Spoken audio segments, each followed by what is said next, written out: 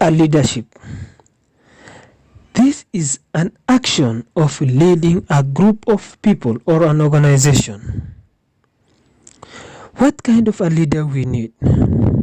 Let us take an example of previous world leaders. Saddam Hussein, Hitler, and Muammar al-Gaddafi, Siad Barre. Name them a dictator or call them the name of you want.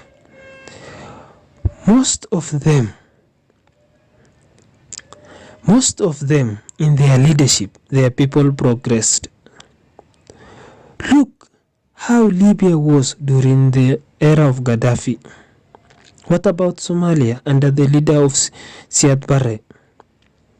Though some of them committed crimes, but we are looking at positive impact of their leadership. They had authority to say yes or no from external influence. They also built their country and their society at the best level. As I said, we are not talking about the negative impact. Yes, of course, they killed several people. We also talk about how they progressed without involvement of the parliament. Yes, of course, we need a parliament for them to assist the leadership. But most of the parliament create a divisions between the party. Most of the parliamentarian is loyalty to the parliament, not to the country. Loyalty to the party, not to the country. So when the leading party propose, the other one will oppose. So it will be just a process of what they call it vote ni kuvote in Kenyans. So this clearly shows the impact of a strong leadership. They had two things in common. One, they were feared, and also they were respected. If a leader has two of those things in common, if they were feared or if they are respected, they will progress. Let us take two brothers' leadership from Quran and the Bible.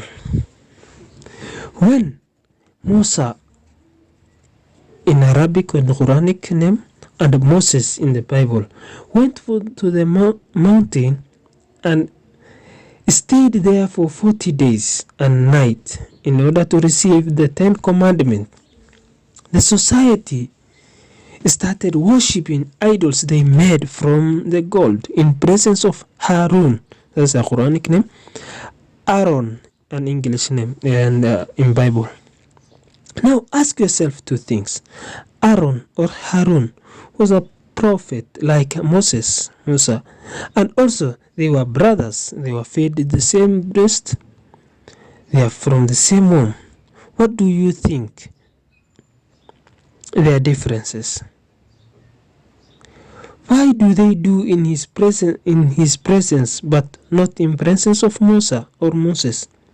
The answer is Musa was a very strong personality, and also he was very feared. And also respond once. Let us take another example in history of Islam. After the death of the Prophet Muhammad sallallahu alaihi wasallam, there were 4 caliphate or 4 leaders that were following the leadership.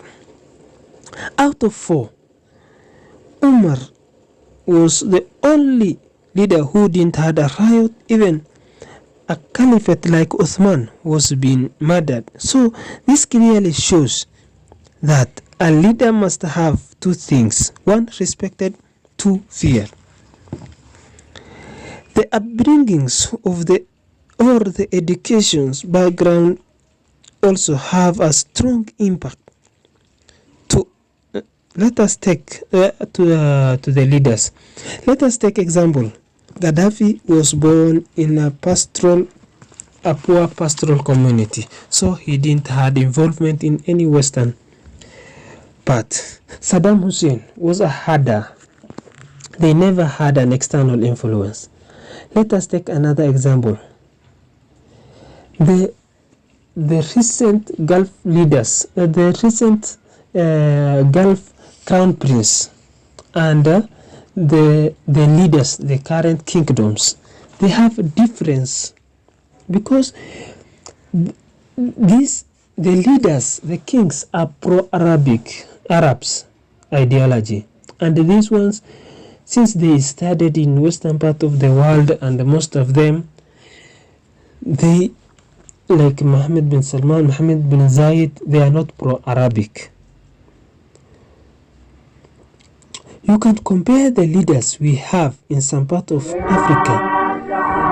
They show their power to their society, but when it comes to the foreign influence, they don't. And you're asking yourself, why Western countries are progress fast? And first and foremost, the ruling is very strong, and most of the things media do not report unless they were allowed. You may hear things that happen 10 years, 20 years, or even 30 years ago. The work of the media is to create attentions in foreign countries, especially in Africa. No journalist or media company can talk about negative in many parts. Take example as France. Okay, let us take another example. In demonstrations, when demonstrations happen in Africa, a multiple headline and human rights violation are being created in Western ministry by pressuring African leaders. But look at what happened just recently in Canada. Just recently. Why do they use success force? Most of the Western countries committed a war crime in Africa. Their drones destroyed a lot of families, and who accused them a human rights violation?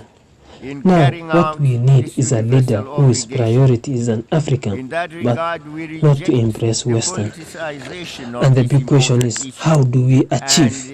And what road or what a strategy will we go through to reach that destination? Thank you. Please do subscribe my channel.